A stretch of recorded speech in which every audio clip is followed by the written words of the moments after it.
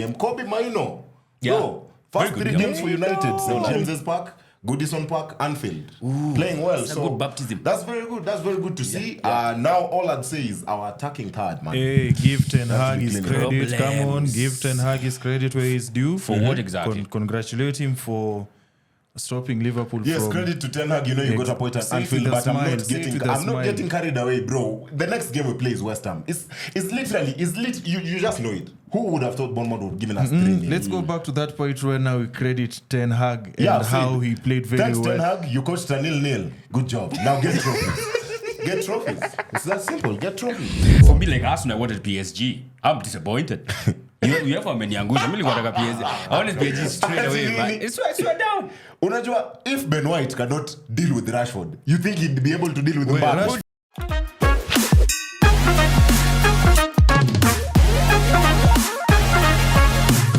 Welcome back to another episode of the WildCard Show. My name is Venant. And I am Nyaassh, representing millions, and I mean millions of Arsenal fans. Kobe Mainoo's older brother, Brian Waudo, right? That's a good one. Manze, this has been a very exhilarating weekend. Oh, yeah. I don't know how you guys feel about your teams, the way vilimekua, Manchester United, once again proving people that you're still in the run of to be champions. Champions. I want that more. Based on how you guys played, it's like, I actually could have given you guys 10 points for that defensive performance you guys did against Liverpool. That was solid. But how are you guys feeling, man? No, I'm feeling all right. I mean, a bit cold though, because I'm back on top of the table. A bit cold and a bit lonely, but I'll get used to it because I might be there for a while, maybe till May. But it is what it is. I enjoyed the weekend. I mean, I was happy to be surprised by Manchester United. Yeah, they surprised me. I've never been happier to be wrong. So, well done. I'm feeling good. Exactly. When you had Ferguson as our coach, you were breaking childhood hearts. Nowadays, as Ten Hag is taking over the helm, we are giving you guys hope for title changes. Absolutely. And I had a good weekend. I almost got the correct score prediction because I predicted Liverpool 1, Man United 1. I almost got it, man. I almost got it, man. Yeah. So I'm happy we did get the point at Anfield, and I really had a good weekend in general. Yeah. Mimi nilifurahia cause nilieka thao kwa hiyo game nilikuwa nacheza na live bet and the odds was 1.7, so I figured out I might as well just invest large. Na nikeka 1,000, I got 1,724. God damn. Tuma 24 bob. Good stuff, man. So Venant alibahatika, and it can also be you, by the way, this time round, because SportPesa wanapeana a chance of you to walk away with 5,000 bob. Kule kuku kienyeji, man, as we head to Christmas. We said every day is like a goddamn holiday. So this is a chance for you to walk away with that. All you got to do is place a bet on SportPesa. As in, does it get easier than that? Nah, as in, all you have to do is just place a bet. And you stand a chance of walking away with 5,000. Of course, that 5,000 is wired to your SportPesa wallet. And you can go and enjoy that kuku kienyeji or just anything you want as we get closer and closer to Christmas. Yes. Yeah, Can man. I be honest with you guys? Yeah. I love how there are so many winners and millionaires who are coming up from this SportPesa betting business going on. Nafurahia sana. Mi hata hiyo thao yenye nilieka once I felt like I should be in the Forbes list. Yeah. Good story, man. Good stuff, man. And I'll be honest. So those were the champions. That's a chance for you to be a champion with 5,000 bob. Also, you can win and become the millionaires. Every day, kuna goddamn millionaire. Every time you're doing this show, there's always a new millionaire in town. That's a champion. Speaking of champions, Champions League, my man. Look, I know some people are not that much interested because they're not in it. The team is no longer in the Champions League. But unaweza changia. Umeona hiyo draw ya mababe? Because the draw was done on Monday and we watched it, all of us together. And how do you feel now that it has Isha settled? I'll be honest, personally, I'm a bit underwhelmed by the draw because I expected like a juggernaut versus juggernaut. I really wanted Man City versus PSG. I wanted a Haaland versus Mbappe because we're already done with Messi, Ronaldo. Yeah, so the closest we've gotten to a juggernaut versus juggernaut is Inter versus Atletico, or maybe Napoli versus Barcelona. Absolutely. Other than that, the others you could pretty much pick and choose who's the favorite. Absolutely. For me, like Arsenal, I wanted PSG. I'm disappointed. you have a many angusha. I'm really want PSG. I wanted PSG straight away, man. It's right down. Unajua, if Ben White cannot deal with Rashford, you think he'd be able to deal with Mbappe? Rashford ni TBT. Mimi nasema tu hypothetical. If Ben White, you think he'd have been able to deal That's with February. Use another example. I thought the match is gonna happen now in February 13th. Yeah, of course, February, but then on Valentine's Day, I will not be with my girl, Nisha Sema. Champions League is happening. I'm sorry, love. Yes, so, I mean, by then, Tomiyasu will be back, Jurriel Timber will be back, so a very easy way of handling. So, Arsenal already in the quarterfinal. Absolutely. In your mind. Tumepewa Porto. What do you think about that draw, man? For Arsenal? First and foremost, just the draw in itself. Yeah. I like it because now we're getting rid of these two small teams. Even this is where if Manu had qualified, this is where now they sign out. Yeah. We get rid of these Then give me that statistic about Arsenal in the round of 16. Yeah, exactly. I thought so. Let him cook. So, Yeah. like for example, Porto and Arsenal, and we've played, the last time we played them, it was 2006 and 2008. When United were winning the Champions League. In 2006, we beat them at home, and in 2008, tuliwachapa 4-0. Is it when Nasri was doing that wonder goal exactly, and stuff? Exactly. So, I'm glad. And then also the fact that also tunaanza away, so that we finish them off kwa Emirates. We see like we'll be stylish up. Fuego kit. Check you. Bro. How let me finish these kits by the way. Yeah. Now, when I look at these other two teams, Kama Sociedad, I think with PSG, it's a good challenge for them, honestly. Even though guys are thinking there's a small... Sociedad were actually quite decent. Yeah, they're not pushovers. Yeah, they're not. Kuna Inter Milan na Atletico Madrid. Yeah. May like that, because Inter Milan, they have a good season pale Syria. Yeah. They are number 1 huko. Yeah. Atletico Madrid, on the other hand, are come underdogs wa La Liga this season. So they have, I think this is probably their chance at success in their campaign this season. Yeah. PSV, Borussia Dortmund, it looks like an easy fixture, but as a BVB fan, what I can tell you is BVB have been leaking goals. Like Brian has said, so I don't know if you guys can tell me about a fixture that you are looking forward to. I'll be honest. First of all, how disappointed are you? Or how crazy is it that Manchester City keeps getting these small ass teams? Wamepata Leipzig before, wamepata Sporting before, wamepata Borussia Mönchengladbach, and then all of a sudden they go ahead and get Copenhagen. You already know UEFA's script. How appropriate. Wait, how many cases do they have? 115. In 116. In 116. No, this Kemende iliongezea so ni 116. Alafu saa in 117. How do you get Copenhagen, bana? Yani, it's like UEFA have just told them, you guys get ready for the quarters. Yeah. But to be honest, those fixtures are tasty. When it comes to Porto versus Arsenal, I'll be very honest. I think Arsenal are the favorites. Yeah. But then there's this statistic that Arsenal have always been eliminated in the round of 16 in their last 7 Champions League ties. Yeah. So that's going to be difficult. And I think Porto are good enough to give them a game the way Brentford gave you guys a game. Yeah. It depended on a Havertz late winner. So that's how I think. The only issue is Porto are starting at home. So if they don't get a result at home, at the Emirates, it's going to be difficult. The other games, I can see PSG, Sociedad, Napoli, Barcelona. If Xavi does not turn that Barcelona team into prime Barcelona, Napoli already in the quarters. So down. They might just knock them out. So it's a fantastic one, man. And of course, the fixtures will be kicking off, like he mentioned, on February 13th, just a day before Valentine's Day, man. Valentine's. At least they know what shall be doing. Yes. At least we won't be cheating. Yeah, we won't be cheating. All men are dogs. No dogs. Yeah. All right. So that's the Champions League. I'd like to know what you guys think about the draw, because of course, sisi kidogo tunaona Man City wanakuwa favored kidogo. Tricky fixtures: Napoli, Barcelona, Arsenal versus Porto. Do you think? Leipzig, Madrid. Yeah, Leipzig, Madrid. That would be. Goals as well. Yeah, goals galore. That would be a good one. I know Madrid have this European pedigree. The aura of the Champions League. Never been at the Emirates before.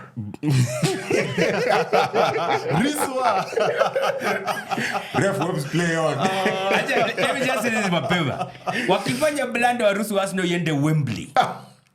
Wafanye blanda waruhusu Arsenal yende Wembley for this Champions League final. It's a wrap, bro. First. Because you shaenda na mtafuta mahali ya kujificha. You keep telling yourself. Because you don't lose at Wembley. So yes. Yeah. And also, like we've said before, Arsenal are still favorites to win the Champions League. As well as the Premier League. And speaking of champions, Gor Mahia manze, we lead now 4 points pale KPL, my friend. Austin Odhiambo. Not Austin Otieno, but Austin Odhiambo was my MVP kwa hiyo game manze. He scored the second goal, which was a brilliant But actually, Manze fans, if you like Kenyan football, by all means attend these local games. They're very interesting to watch, you know. Of course, Gor keeping another clean sheet. Omala, top scorer pale. Let me tell you, every time we come in, he talks about Gor Mahia. I feel like very on Haaland. Yeah, it's like a fun wakiongea kuhusu Max Verstappen. Like every goddamn weekend. Ni national anthem ya Holland every other time. Every time we're doing this show, it's about Gor Mahia. I don't hate Gor Mahia, but of course I'm meaning to Tusker. But pia kuna Muranga Seals, you know. Speaking of Muranga Seals, Manze, did you guys know that they lost 2-0 to Bandari this weekend? In the last 15 minutes, just like the way Man City gave away the 2-0 lead versus Crystal Palace, Manze. And now Seals are in the 8th position kwa league.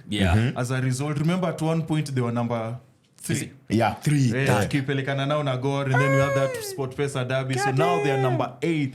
And we have winners for last week's prediction where we asked you guys to give us their correct the team that's gonna win.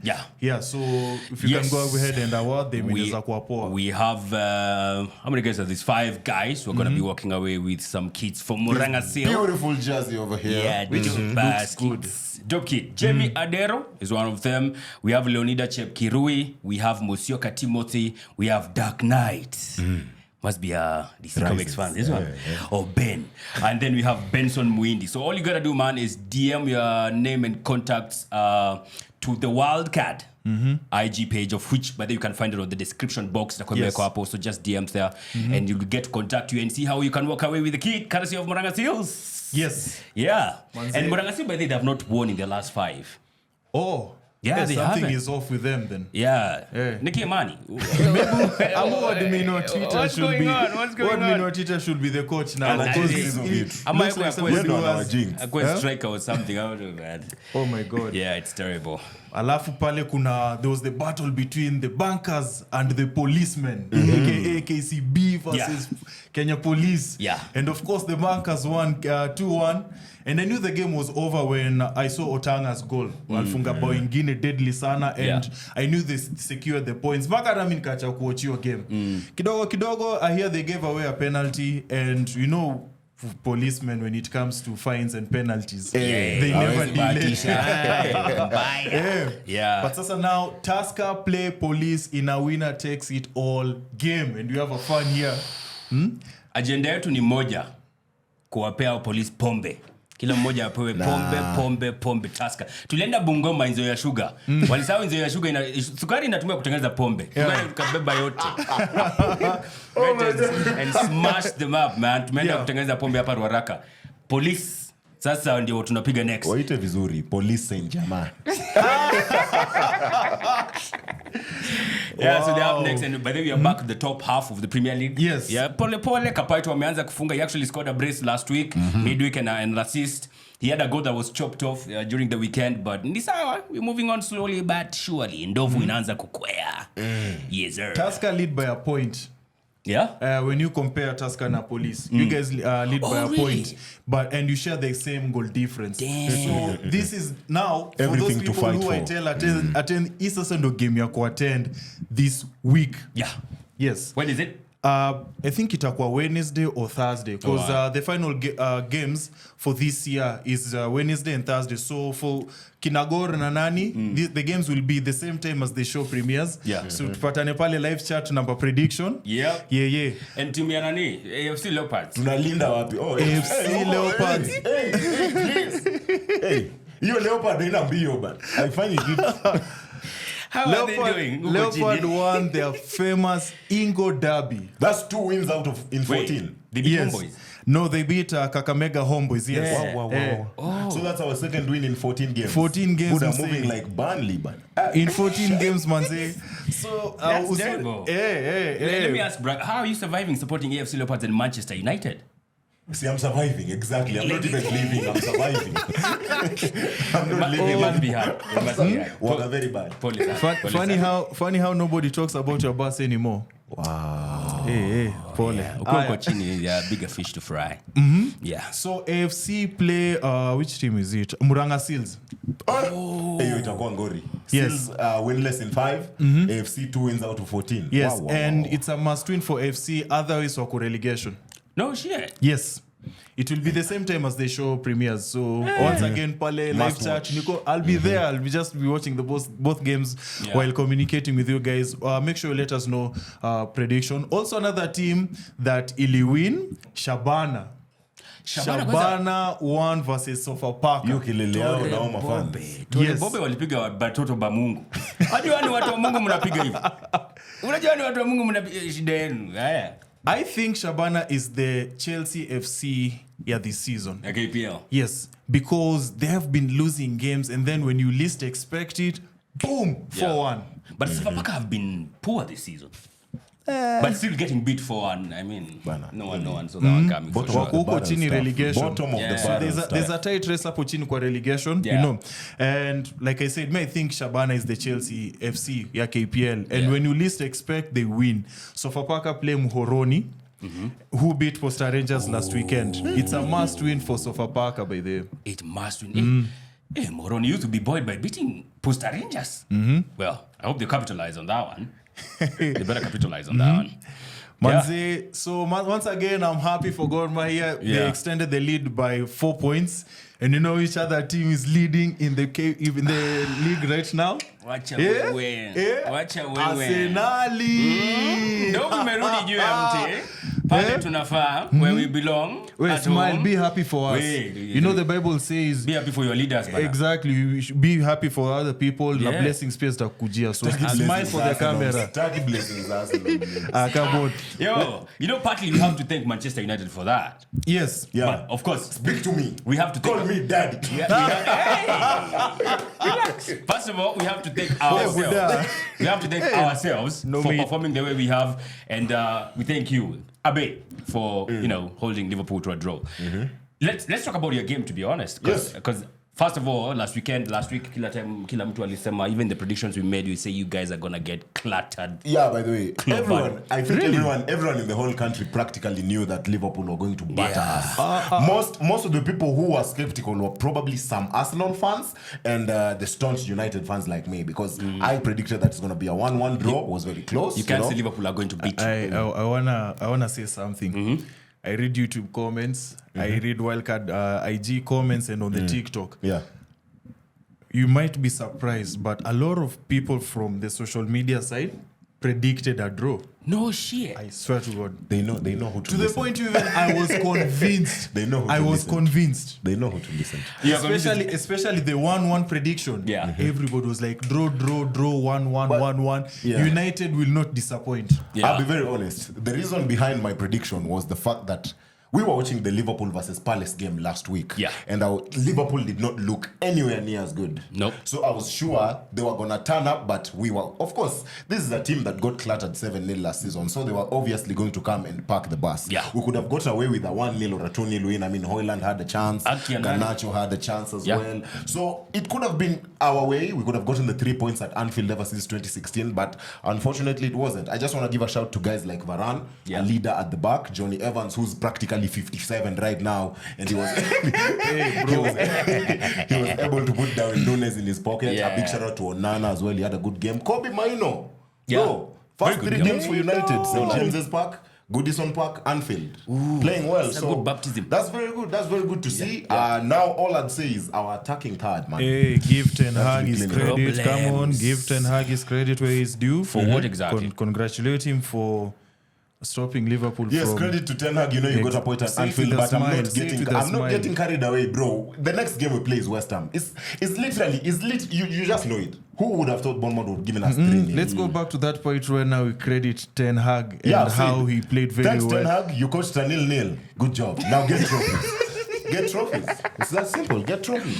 Yo, I'll be honest. I was impressed by how you don't get caught up in the occasion, because the rivalry between you guys is crazy. So it's always like it's always a very big match fixture, right? So it's easy for you to get lost in it, and especially now that players losing their heads and absolutely, whatnot. you didn't do that. I think that for me was the most impressive thing for Man United. And that referee by there should be Michael find a Christmas kiasi. I think Dogo Dalot was also one of the best performers on the pitch. Yes, he did. He kept Diaz in his pocket. Yeah. I'm pretty sure Luke Shaw right now is emptying his fridge. Salah is still there. Salah switched from right to left to centre forward at some point as well. It's still not working. United Mulili Bamba.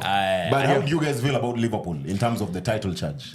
Okay. Because you guys play Liverpool this weekend. Yes, we and play. Pretty sure they will not play the same way they played against Palace or against us. Most probably. I mean, when the A team comes in town, you have to put in your best foot forward. So, what do you think? I'm very confident with this fixture, especially after what we've seen Manchester United do to Liverpool. Honestly, I'm very ready for this fixture. Yeah, we've seen what we know how to prevent that front three from prospering. Even now, Vele Salah will switch from east side to east side to east side. Compound that with we have the best pairing, Pale Nyuma. Yeah, the wall. Yes, you saw what they did versus Brighton. Mm-hmm. Yeah, where Adingra tried Who heard about Mitoma in that game? Where was Ferguson? Yeah, they even switched him with a Joao Pedro, who's a lethal striker by this. Salute to that. No, he's good. But he did not. So I'm very confident with this fixture. Of course, Liverpool also do have their injuries and stuff going on. E-game, I don't know if they lost somebody to a yellow card or something. No, I think they're still intact. Yeah, so maybe their fans do something, but I'm very confident with a win. I don't know. With a draw, he can buy a win. They were, first of all, the atmosphere was not as usual. And how you were able to maintain it on the low was the most packed Anfield ever. That was fantastic from you guys. Yeah. I also felt like in the final third they never got going. Alikuwa tu wana fumble. Nunes, Salah. Who was the other guy on the other wing? Luis Diaz. Yes. They never really got going. You guys did a fantastic job for that. Even the midfield. I never felt like they boasted. Then I'm looking at the midfield. Joboslai, Gravenberch, and who? Wataru Endo vis-a-vis Havertz. Jisung Park. He was just chilling. Vis-a-vis Kai Havertz, Declan Rice, and Odegaard. I don't think that midfield is better than ours. So going on Saturday, even their defense also. Like, if you guys were clinical enough, you'd have got, like you said, like a 1-0 or 2-0. Kylian Garnacho. How did he get past? Who was it? Is it Trent? It was past Trent. Yeah. Hoyland, if he was a bit more clinical, if he was watching Saka a lot, he would have been more clinical and he would have scored that chance that he had. It's just insane, bro. Imagine. So Liverpool's defense is also a bit suspect. So they have like 3 areas. Liverpool's strength is the attack. Right? Yeah, they can outscore many teams. They can. Our strength, well, we attack well, but also defense is also very solid. So actually, we've been defending better than attacking. That's why we are the team with the least conceded goals, and I think also and most clean sheets. Yeah, we are now level with Newcastle. So fair enough. I think this one will be more expansive. I think it will be goals galore, like it always is. Historically, this is the fixture that always brings the most goals in the league. Yeah. So of course, Arsenal are not going there to park the bus. Absolutely. They're not going to park the bus. No. That might. You see, if Zinchenko starts, of course, Salah is going to have a field day. But then that doesn't mean that Saka and Martinelli won't have field days against Tsimikas and Trent. Yeah. It's going to be crazy. I'm going to give it like... I'm going to go draw. Yeah. No, let's just say this straight up, bro. We're going to go to Anfield and we're going to smash them. Speaking of draws... We'll smash them. Title challengers Manchester City. Wagwan. Acha tu by the way ende Saudi Arabia. So when Saudi Arabia Premier League imewachanganya bana. How are they 2-0 up cruising against an injury-ridden Palace side? And then all of a sudden it's a draw. In the last minutes. What happened was in the last 15 minutes, Pep did what Pep does. Alitoa the key players, akaleta wa kujaza tu. He believed he had secured the point. And then the moment Palace scored, because it was a slip up in their defense, the moment they scored that, it was on. Yeah. It was on. And at where I was watching the game, guys were like, live bet, Niaze, next to score, Palace. E-game inisha draw. And when Foden did what Foden did, and it ended... Mateta scored. I'm going to talk about Pale FPL. We're all happy. Like, to me, at EPL ingeisha hapo. I was happy. I was watching the last. I watched the last like 15 minutes of that game, and of course, by then City were 2-0 up. I think I watched the best bit of that match. just watching City crumble. It's we have watched it a couple of times this season. I mean, that's their 4th draw this season. They have already lost 3 times, so we're seeing new things with Manchester City this season. Going 4 in a row is difficult. 4 in a row is difficult. And of course, everybody's saying, oh, now they can come and clock is it 18 fixtures in a row, 10 like they are used to. Won't be easy. They don't have that motivation that they had last season. There's no reason to fight for something this season. When it comes to Pep, I go back to when he coached Bayern and he had Ribery and Robben. And they came out and said, they won so much to some point they got tired of winning. That is what Pep demands. In this team, Doku just joined, Haaland just joined for Kovacic. 1 season. Yeah. So you look at that midfield, they've won everything, Rodri and De Bruyne. You look at that defense, they've won everything. Ederson has won everything. So maybe it's the old case of too much of something is poisonous. Maybe when we win, Sana, Pep is too demanding, that you want me choke. I swear down. But guys, speaking of winning, I think we should give this guy manager of the month. Who that? Sean Dyche. Everton. Think about it. Clean. I think this is like 4 clean sheets now. Yeah. But this is like the second fixture of the month, though. He's been winning. Yeah, I mean, Everton Everton are a good side. They're If doing Sean Dyche was good enough to take Burnley to Europa, he can do the same with Everton as well. I mean, but the 10-point deduction, they'd be above Chelsea right now. Yeah. So, yeah. You've mentioned Burnley. Mekumbuka a clip I saw of some Burnley fans saying he used to love watching Sean Dyche. Like, when you watch a long ball, physical. 4-4-2. 4-4-2, straight up. He used to love it. Even when they are losing, he's happy. So, when there's goalkeepers playing from the back, Vincent Kompany. overlapping inverted fullbacks. What the fuck is this? Like, kila time anasema Vincent Kompany, jina yake anasikia tu amekasirika. It's weird, man. Speaking of company, he's yet to get his first home win this season. When they beat Sheffield United, they were away. Yeah, they were away. Imagine. Wow. We are game week 18. So ngoja tu Sheffield irudi basi. Return fixture. Oh my God. That's what they shall win. By the way, we had a question last week regarding if you are to sign one player. Yes. And of course, for us, everybody has been saying Ivan Toney. I want to throw in... Osimhen. No, Bournemouth. Dominic Solanke. Yes. Yeah. I don't know what you think about him. I was discussing this with Nyaassh. Dominic Solanke is a Chelsea product, has also played for Liverpool. Yeah. For me, if you can't cut it in the big leagues, you can't make it anywhere. No. Because you couldn't make it at Chelsea, you couldn't make it at Liverpool. Bournemouth has proven to be your common ground, your comfort zone. Yeah. I mean, that Arsenal jersey, even if it's on loan, I think will be too heavy for him. I totally disagree. I think really? So. Solanke will not work for Arsenal just because the weight of the club, the weight that we've brought you to score 10 plus goals in half a season. But you see, will kill him. I think the difference is we are not on Jesus has 3 goals. We are not and he's the out and out number 9. Yeah. No pressure. So you bring Solanke. No pressure. Solanke does not play like Jesus. Jesus, you can give him an out. He links up play. Solanke is an out and out guy who puts goals in the net. I don't think he does that for us. He's the 3rd top scorer this season in the league. How many goals? 9. 9. Yeah. And you want him to score 9 at Arsenal again? No, he doesn't have to score everything. I don't think he can. We are cooking for him. Yes. Odega, let me just cook this one. Solanke has 9 goals in the league this season. Yes. At a Bournemouth side. That doesn't have Tavernier, with Semenyo. Yeah. Obviously. With Kluivert. If you bring those also, good players, no lie. Yeah, but the quality is at Arsenal. That's an upgrade. He has better guys who are giving him crosses, who are giving him those through balls, like Akina Odega and anyone else. So I think he has a better chance of scoring at Arsenal. The weight will not be as much. The question should be, however, are we signing him on loan or permanently? Because I would not go for him permanently. Permanently. I would not go for Solanke. I still don't. I think if it's January, Arsenal have to be your big club. You're one of the historical big clubs in the Premier League. Go get Tony. Go get Watkins. The catch for me personally, because you asked who you do think we should get, right? I think for me straight up is Osimhen. The only problem is I don't think we get him in January. In January, no way. So what happens in January now? Because we need a striker. But if I was to get someone, because this was a very hypothetical question, I would go for Osimhen straight up. Osimhen straight up. Yeah. What about Manchester United? Everyone. One player. This is how people fail interviews. This is how people fail interviews. The question was, if you are to sign only one player, only guaranteed, don't even worry about the price. It's like a free transfer in FPL. Who could it be? Oh my days! You know what? This is gonna upset a lot of United fans, similar to me.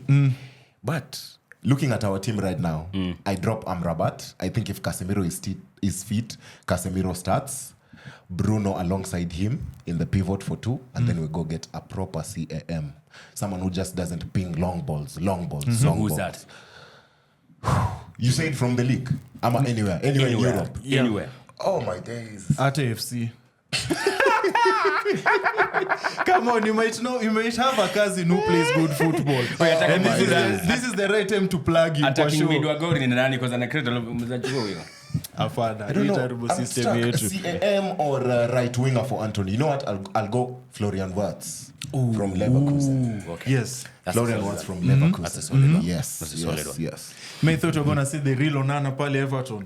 Because you guys have the thick ass, that midfield. Because he's a good CDM who can also play CM. You know. Yeah. Now the question that I have for you guys this week, because you're talking about CDM, between Steven Gerrard and Yaya Toure, who do you pick to play in your ultimate 11? Oh my God. Think about it. We'll talk about that next time. Only next week. Between Steven Gerrard or Wait. Yaya Toure. Yaya Toure ya City, Yaya Toure ya Barcelona. One of the two. Any Yaya Any Toure rising. that you like. Who do you you think about it, man? Kwa colonizers wezi mchukua. Anyway, na Barcelona Joe. Say Joe ananiangusha versus Valencia. Manze nilieka thao, man. Nilikuwa najua hii thao italeta thao mbili nishike kuku kienyeji hapo. Unaona? Nisikia wapi? Nishike kuku kienyeji. Nisikia wapi? Hii deck by the way, it's all about sherehe na nini. Yeah. Sasa nilamwaniaje hii sherehe manzeka ni kuku every week. Yeah, so be it. Neza bet, Joe. There's one thing I want to say. Do not be like Venant. Do not bet irresponsibly by betting for Barcelona. Instead, go to SportPesa. Of course, the pay bill is 955-100. Deposit 299 bob, and guess what? You could walk away with the mega jackpot. Of course, it stands at over 337 million Kenyan shillings. This past week, there were winners. Mskuna Mse alipata 12 out of 13 correct predictions, and he walked away with over 1 million. That could be you. Ikrisi, you could join the factory of millionaires. Thanks to SportPesa. Remember, the pay bill is, of course, 955-100, and it's only 99 bob to join the factory of millionaires. Hiyo kitu inauma bana. Thao. Pole man. Acha nikushow kitu iliuma hii weekend. Nikuona Chelsea wakishinda. Because they were playing against Sheffield United, and Chelsea, I don't trust them at all. I'm always bashing them. Yeah. Chelsea fans are always coming at me. But they had a solid win against Sheffield United. Yes, they did. I believe a positive for them is that Nkunku is now back. Yeah. So he can give them goals. Future France. Yeah. Future France. World Cup winner 2026. Euro winner 2024. Christopher Nkunku. After 2024, they start 2026. Another short story. Newcastle were able to bounce back from their disappointment in the Champions League. Yeah, by beating. They won 3-0. Yeah. Yes. Raul Mysterio, manze. What was that? He's giving us Draymond vibes, bana. Very crazy stuff. That was so unnecessary to say. He's giving us You need to cut down on watching it. He's seeking motivation from you know. Yeah. Another fixture was worth mentioning is Villa Brentford. Or rather Brentford versus Villa. 2 red cards. 13 yellow cards, or 15. What? Yeah. Guys, Crazy at game. some point, guys started being petty Towards the end of the game. Martinez and Mope. Manze, I genuinely hate Mope. Yeah. I genuinely hate Mope. Mope is the one who created Emi Martinez's career. Ni sawa. And he's trying to destroy. He's trying to destroy. Me, I hate him because the way he did Guendouzi, and because me, I knew Guendouzi had a future at Arsenal. And then that incident happened in that match where they won. And then so me, personally for me, I want him outside the Premier League. I genuinely want him too bad because he's at Premier Brentford and they are not going anywhere. And he's also not the main starting striker pale. Amekuanga na hiyo cast at Everton, now in the Brentford, not at Brighton. He's never been the main guy. But I think that he might be the main now because they don't have Mbuemo and it's just Wissa now and Tony might be leaving. Is playing very well. Yeah, so and their former boy wa Brentford ni aliwapiga the final dagger. Oli Watkins. Yes. The one who scored the final goal or winning goal for Aston Villa. Now Villa are level on points with Liverpool. Second, okay, they're third on top of the table. So it's crazy. Then we had West Ham playing against Wolves. A brace of kudos. Of course, they were going to bounce back. Talk about after that final defeat. But you see, when it comes to kudos, we have to bring in Ten Hag. He went to Netherlands to bring Anthony. Na kulikuwa na kudos. Aliacha kudos wapi? Anthony. Yeah, crazy, man. So that's how the cookie crumbled in game week 16 or 17 of the Premier League. That left Arsenal on top of the table. Big draw for Manchester United against Liverpool. And a disappointing draw for Manchester City, who are now going to the Club World Cup. And I have a feeling they might not even win that one. Hiyo sasa ni kiburi uko nayo. No, umeona Manchester City lately. Seriously, ilikuwa ni kubaya. Huko wasi akina Crystal Palace wanacheza na wao. Won't be easy. Yeah, won't be easy. But yeah, take us to a trivia. Ooh, favorite part of the show. Yeah. The trivia. This is where I get to ask these guys questions. You can also participate. Roasting pia naona pale ako ready. And this week we are looking at football stadiums. Boom. Yes. Football stadiums. Football stadiums. Unajua nimeshtuka cause nilikuwa nimeongea na the producer nikamwambia trivia kuleta. Hey, I thought we talked. These guys think to kitu kwa wallet. Haiko enough. that was the problem. Oh wow. Oh my God. Manze, I get to cook again. I'm gonna mention the team. You're gonna mention the stadium. Winner my gets God, 1K. we've just gotten a huge breaking news here. No. Winner gets 1,000. And Austin pia uko kwa hiyo list. A switch, aseme stadium to save a team. No. Yeah, No. Sema team. Sema stadium to save a team. Sema team. Wataka kufanyia Spellings rahisi. matter, please. Yes. They do? Yes. So the first one is easy. Of course, no coping. West Ham. Hey, okay. Hiyo nimekumbuka. West Ham. West Ham have been playing very well. I've talked about Kudus in FPL and how Kudus has picked up form. Pale. I believe they play at Upton Park. Yeah. Yeah, Upton Park. Yeah, it is. It has to be Upton Park. Yeah, it is. Has to be Upton Park, right? Upton Park, yeah. Okay, sawa. Both of them are right. Both of us are right. Yeah, The London Stadium. Boom. Number 2. 1-1. Mi nilisema there. So hiyo ni half point. Hiyo ni yako. Number 2. Sheffield United.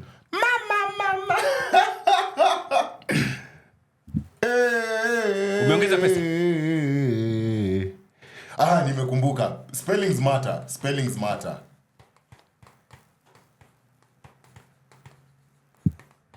Nyaassh ni copycat. Oh my days, Nyaassh ni copycat walai.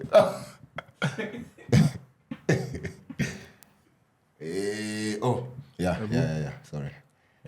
Hadi spelling mko fiti. Man's okay. 2-2. Unanikopi, man. Unanikopi. Number 3. Watford. Yes! Oh, la la la la la la la la la la la la la la la la la. Nyaassh acha kukopi, please. Like, We're gonna smash your game. We're gonna smash. Let me see. Vicarage Road. Yes. Ukiulizwa Sevilla, spelling ndo ina maana. Relax. Yes, Sevilla. Uliza nini? Blackburn Rovers. Sawa, tutaenda hapo. Wait, how many are you asking? Number 4. Sunderland. Wa. Come on, Sunderland. This is where we go to see Sessegnon, the senior Sessegnon pale. And Sunderland at one point walipiga Man City 1-0. Sunderland have a good show pale Netflix. I'm out. Shit. Okay, guys, please give me a second. Wait, hold up. Fuck it. Kwani nitakufa? No, ni Light Stadium ama Stadium of Light?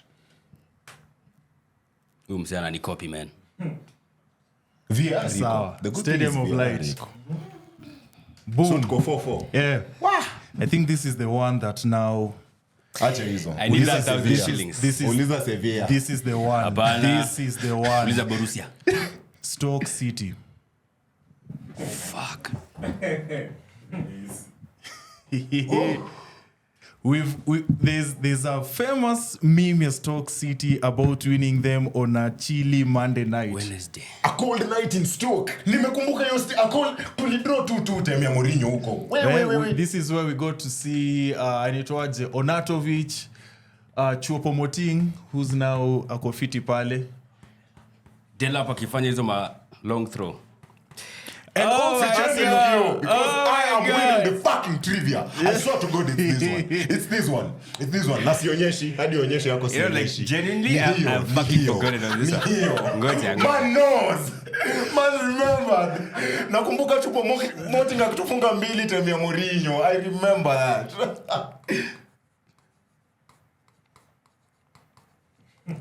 Niko wanga very bad. Aki Nyaassh scope ni copy wallahi. Ndio tumeficha. Mimi nimeficha. Let me see. So, the right answer, and we have a winner, by the way. Oh fuck. So here's the thing. Yes. It's Bet 365 Stadium. It's too easy. It's too easy, bana. Wait. It's too easy. When is it? I'll explain. What is going on? Yes, he's written Britannia Stadium, but the current name. Kama tu ya West Ham, vile si after Sasa, park current anymore. name. The last time nilienda Stoke City ilikuwa Britannia. How am I supposed to know imechange? Sasa, now that's you. How That's am I the supposed last to know time. imechange? Watu wako League 1 ama wako League 2? Hebu tuma hiyo 500. Buddha. Oh my From God. the trivia. Wow, that is trivia. You're out of 2 is out of 14. Nigga, eh? Unaona vile ulichukua sabbatical. Nilikuwa napigwa na the guests. Yes. Ukarudi, mimi nikachukua break yangu. Sasa nimerudi 4. Nice. Alichange kitu lini? Wali change. From it was even written in I swear to in their God. kit. Thank you for mentioning chupomoting. Otherwise singekumbuka. Chupomoting, my Chupomoting friend. alitoka That's- mbili. Hata ulikuwa umesema Mourinho. list. Haukusema 6 questions? No, si ndio hiyo. Susha lose ni 5 already. Maybe I need to lose the next one. Aya, So, yeah, man. Manze, speaking of losing, man, I lost the FPL Cup. Yeah. Because of I captained the wrong guy. Salah blanked for the first time in I don't know how many Wait, seasons. I thought versus you Manchester. said- did you say yes, you I thought- said yes, he performs very well against Manchester United. There's a That's start true, to that's it. true, that's true. There's a start to it, by the way. He's Okay. been scoring just like the way Salah scores against Arsenal. You see, that's the thing now. And as a result, I was knocked out of the FPL Cup. So for those people who are still on, shout out to you guys. Now, I don't know what happens with that Bournemouth fixture because it was abandoned. Oh yeah, for You Luton know, versus and you Luton. have to. What's the name of that guy? Tom Lockyer. Yeah, Tom Lockyer. we've gotten an update. Akofiti side. Yeah, he's doing Thank well. God. Yeah. At least isikwe kama ile. You Yeah, know. man. So yeah. So I don't know what will happen to that because that's the reason why most of our teams haven't been updated as of now, the time that we're recording this. Yeah. And I have a couple of points from that bench, or even if they redo that fixture and Bournemouth perform, I might win against my contender Pale. I don't have anyone from Luton or Bournemouth, so I stand to gain absolutely nothing. Once that For me, fixture is it's rescheduled. red. As you can see, it's Yeah, a lot of red reds. arrows. I'm How many number points? 350. How many kwa points do you league. get? 42. And how many points do you get? No, tu red. How many points do you get? Amjui tu nilikuwa na Haaland na Salah. I forgot to change my FPL. So 3, 2, 1. How many points? Oh my God! What is it? Yo, What is it? Mao. below half of average. 20 points.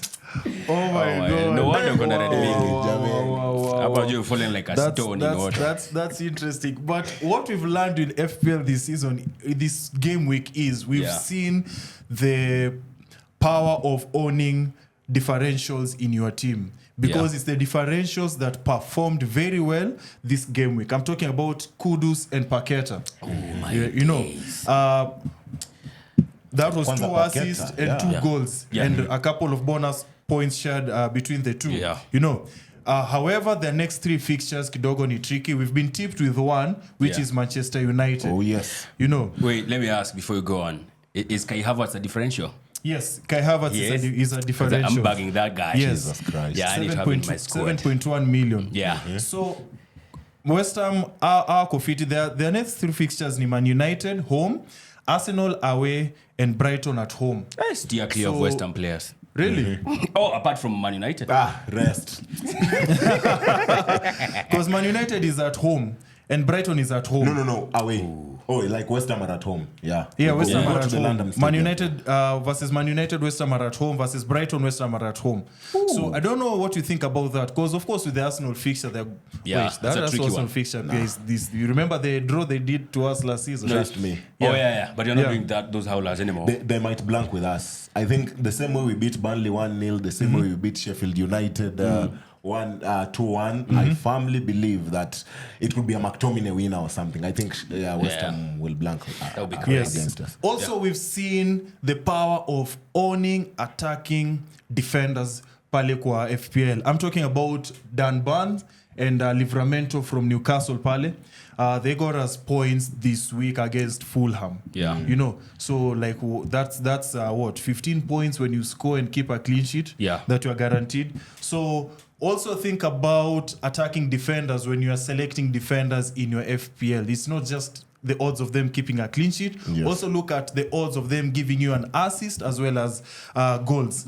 In Yeah. other news, Spurs kept a clean sheet against Nottingham Forest. That was And actually the one that threw me off. And again, 'Cause it was on Friday. Kulusevski and Yeah. Richarlison. Yeah. Differentials are I had Romero. Yes, and when you look at their upcoming fixtures, these 2 game weeks zinafuatana, double or triple up on Spurs. If you have Heung-min Son, you can add Kulusevski or Richarlison or Pedro Porro, who I have on my scoring team. nowadays. Yes, he's scoring. Is it 3 goals in the last 3 2 games? goals now. Yes, Yeah, 2 games. Somebody said he has more goals than The Martinelli United and attack. Havertz. Oh, Yes. but he doesn't have more than Havertz. Havertz has 3 goals. Okay, then Yeah. that was before Afunde. Yeah, it's- But yeah, so that's somebody who you need to check out. Lastly, Crystal Palace, Mateta and Olise. Yes. Olise. Yes. Yeah. For them, they played very well against Man City, and now we see the value of owning the cheap players in FPL. It's not just Haaland and the Salahs, and Yeah. it's also good to mix with these 2 cheap players from these 2 mid-table teams because they are in a situation where it's a must play for certain players like Mateta. Edward is injured, Yeah. and it's a must win for those games that they have going on. Yeah. Yeah. So moving forward now, we have 2 game weeks before our next show that I want us to just quickly go through All right. before we end the show. So game week 18, Aston Villa pale, we have Watkins and pick Watkins and a defender because I think it's at home versus Sheffield United. Yes. Double down on Aston Villa. Yeah, I mean, they will clap Sheffield United. Yeah, I used to have Oli Watkins, but they kind of sold him. Yeah. I think I'll get him back. I want to sell because Nani is rumored to be injured. Isak is on my team. All right. So I want to sell him and upgrade to Watkins. for Yeah. me. And Watkins has been consistent. Yes. Number 2, again, Crystal Palace. You can own these assets. The Mateta, Olise. Eze is back by the Eze, and Berechi, Olise. Yeah, you can own them till January because for Crystal Palace, those 3 have to play, Yeah. and their fixtures are kind to them. Fulham midfielders, there are 3. Iwobi will actually 4. Iwobi, who when they were given a red card played as their false 9. So at least we were tipped hapo kuna Mwakenya. And also Nani now being given a red means Iwobi atakuwa Might hapo just- mbele. Yeah. We have Willian, we have Andreas Pereira, and we have Wilson. All of them, they're the same price, 5.3 million. So these are cheap options that you can consider for either your bench or when you have those 2, you're looking for cheap players in your team. Gordon and Almiron from Newcastle. Yeah. You can own, Gordon. you can buy them for game week 18 and game week 19. It's kind to Newcastle. And of Especially course, now Gordon. that they're out of Champions League, Yeah. Nanini, their focus is up. Remember, they have to maintain their top 4. Yeah. Otherwise, G-Man Contention, will be right with them. With just vibes being and vibes stuff. kwa nini. How much is Gordon? Both of them are 6.2 million. Gordon and Almiron. Okay. So you can consider that. All right. Lastly, like I said, West Ham, Bowen and Kudus. Yes, Kudus. So Bowen, is their number 9 at the moment. So we only monkey about him for some time now. But Kudus is the guy now you need to consider because this guy his form now is good. Yeah. He's scoring also against these big teams and is among the best players is the best player who's in this game week. He got 16 points here, as you can see. Yeah. Now on game week 19, this is where it feels good being an Arsenal player because the fixtures favor Arsenal till game week 30 when it will be away to Man City. Come on, dog. So double or triple up or Arsenal defense and also midfielders. I have Zinchenko and Saka on my team. So I'm thinking of adding either Gabriel Jesus or Martinelli or Rice, Saliba for clean sheet. I think for me it would be Saliba. I already have Saka, so I'll add Saliba. And I have David Raya, who actually had 6 points last weekend. So yes. Yeah. Solanke versus Fulham. This is for game week 19. Yeah. Versus Fulham. Brentford, you can own them till game week 21. I'm talking about Wissa because he's now the AFCON. Yeah, AFCON is also coming up. Yeah. And also because they are good with set pieces because they scored versus Aston Villa, it was a set piece. You can get somebody who's like Pinnock over there. Then for Brentford, we have Adingra. I know kuna nani, this other guy, Mitoma. Brighton. But Adingra seems to be the guy who is among the best players up right now. And you can own him for the next 5 game weeks. I'm talking about from game week 19. Then lastly, Sheffield United play Luton. I don't know. Wait, ngoja. Kwa nini utaji Man United? Hakuna watu Man United. Hakuna watu go. Man United is versus West Ham. No, so like any player from Man United. McTerminator. Maybe McTominay. Maybe McTominay. Because even when you look at that fixture versus Liverpool, he too had some chances where he could have scored. 18-yard box. Yes. And he's, I think, 4-point-something million. He's cheap, so you can also get him. Again, with FPL, still as more on the expensive player. Yeah. Then Sheffield United versus Luton. I'd like to know your prediction because me, I have Archer there versus Luton Town. I'm betting on Luton Town. Yeah. Yeah. The fact that they challenged City, Liverpool, and Arsenal till the last time, I think they are good enough. Yeah. It's been a great FPL talk, man. Losing out on FPL, but guess what? Brian Waudo, winner of 1,000 shillings courtesy. And if you want to be like me and be a winner, SportPesa have you covered. Buddha, 5K in the bank is waiting for you. All you have to do is place a bet in SportPesa. For example, today, Liverpool take on West Ham in the Carabao Cup. You never know. Predict that bet and you could stand a chance of winning 5,000 Kenyan shillings deposited to your SportPesa wallet, all courtesy of SportPesa. Usingoje boss akutume bonuses. Usiende kula kuku kwa neighbor. Jishindie bonus. Na SportPesa wanakusort. So all you have to do is place a bet on SportPesa. For example, like I said today, Liverpool taking on West Ham in the Carabao Cup, and you could stand a chance of winning 5,000 Kenyan shillings deposited to your SportPesa wallet. Good stuff. You also have an opportunity on Saturday when Arsenal beats Liverpool. So many opportunities for you to win money. I think that's it for today. Any parting shots as we wrap up? I hope hauna deni ya mtu because you've just announced that you have money. Yeah. Kuna pesa. I'm rich, man. And more is coming. Ni sawa, madeni uko nazo. Good stuff. All right, so that has been it. I've been Nyaassh representing millions of Arsenal fans. Venant. Kobe Mainoo's older brother, Brian Waudo. Good stuff. Have a Merry Christmas.